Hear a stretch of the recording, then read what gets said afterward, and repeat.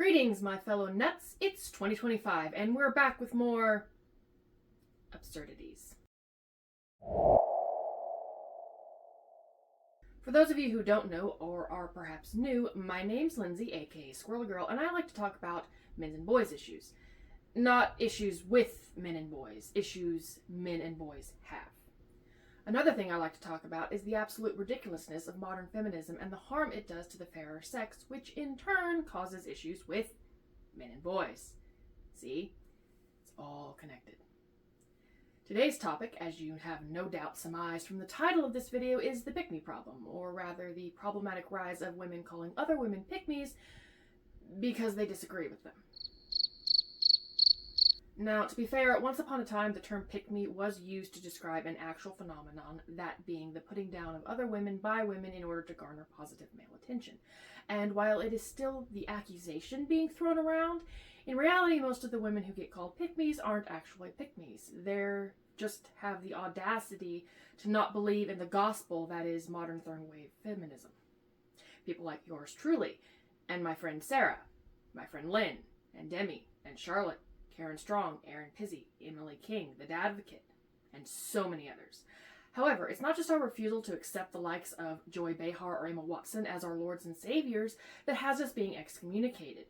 In most of our cases, we've committed an even more egregious sin. We advocate for men, and perhaps most damning, we dare hold women accountable for their horrible and sometimes downright toxic behaviors. Yes, I know. How dare we? The real travesty, however, isn't other women calling us pick-me's. The true irony in this situation is being called a pick-me for allegedly upholding the patriarchy and or parroting misogynistic rhetoric in order to get validation and attention from angry men is in and of itself an act of misogyny. Let's break it down. The term pick-me automatically removes a woman's personal sovereignty and agency with the supposition that she's either been brainwashed to be a tool for men, i.e. too stupid to realize she's being manipulated, or so desperate for male approval that she'll sell out her fellow women like a good little dog begging for scraps from her master's table. And like I said, the irony is those women calling other women pick-me's are almost universally identify as feminists. In other words, they're all for female empowerment until that empowerment leads a woman to having a different opinion or worldview that runs counter to the feminist narrative. Then all of a sudden, we're not strong or empowered, we're stupid and desperate. I argue all the time that expecting women to think and feel a certain way because we are women is actually a bigger example of misogyny in today's society than, say, catcalling or sexist air conditioning. Y'all don't ask, just, it's a thing, Google it. I don't have the crowns or the time to explain it. In conclusion, the modern application of the term pick-me has become little more than a socially acceptable conduit to impose the very thing it was created to defeat.